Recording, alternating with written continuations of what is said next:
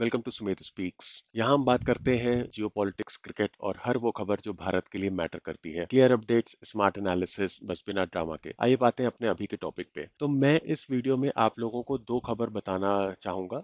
आपको उससे अंदाजा होगा कि हमारा भारत किधर जा रहा है और पाकिस्तान जो हमारा पड़ोसी है वो किधर जा रहा है। पाकिस्तान के खैबर पख्तूनख्वा प्रोविंस, जिसका अफगानिस्तान से बॉर्डर लगा हुआ है, वहां भीषण लड़ाई हुई पाकिस्तान की मिलिट्री फोर्सेस और टीटीपी के लड़ाकों के बीच में। टीटीपी तहरीके तालिबान पाकिस्तान उसका शॉर्ट फॉर्म है। इस एक्सचेंज ऑफ फायर में 11 मिलिट्री पर्सनल, जिसमें फोर्स को लीड करता हुआ लेफ्टिनेंट कर्नल और एक मेजर भी मारा गया। ये फिगर्स डीजीआईएसपीआर, जो पाकिस्तान के मिलिट्री का मीडिया विंग है, उसने बताया है। क्योंकि ये डीजीआईएसपीआर ने बताया है, इसलिए आई कैन कॉन्फिडेंटली से कि इससे ज्यादा लोग मारे गए होंगे पाकिस्तानी मिलिट्री के। उन्होंने ये भी कहा कि 19 टीटीपी के लड़ाकू भी मारे गए हैं। Centre of research and security studies, ये सरकारी इदारा है जो इस्लामाबाद पाकिस्तान में स्थित है। उनके अनुसार पाकिस्तान के लिए ये साल इस दशक का सबसे खराब साल होने जा रहा है, क्योंकि अभी तक 901 लोग टोटल मारे गए हैं और इसके अलावा 599 लोग इंजर्ड हुए हैं।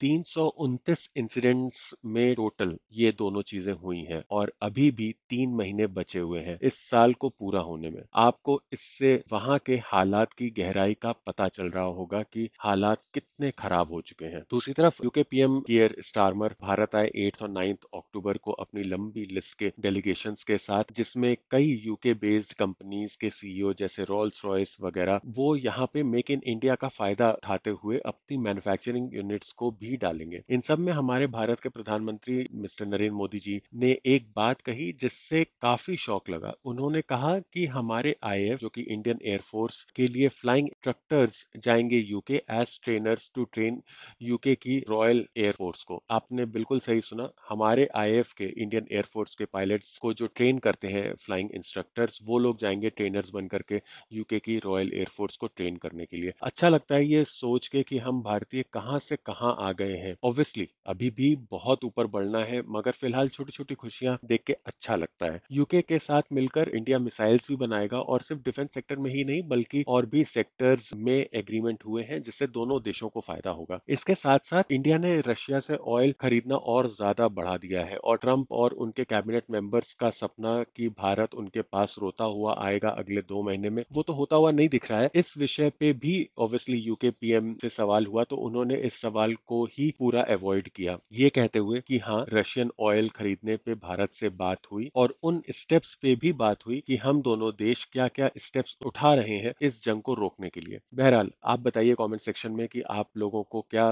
लगता है, आप लोग क्या सोचते हैं इन दोनों खबरों के बारे में। Thank you for watching.